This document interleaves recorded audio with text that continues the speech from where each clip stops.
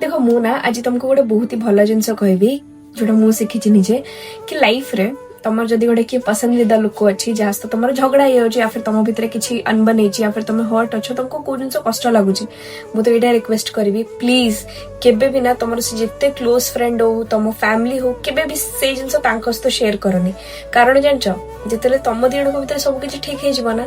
तुम्हें तो एक दूसरे को भूल देव बिकज ऑब्वियसली तुम भल पाओ से तुमको भल पाऊे बट जिते से जिन शुणी थे ना कि एया हेइतला तुम भितर देन से जिन को भूली पारती से जिनसा बड़ था बिकज ऑब्वियसली से मनुष्य को भल पाऊना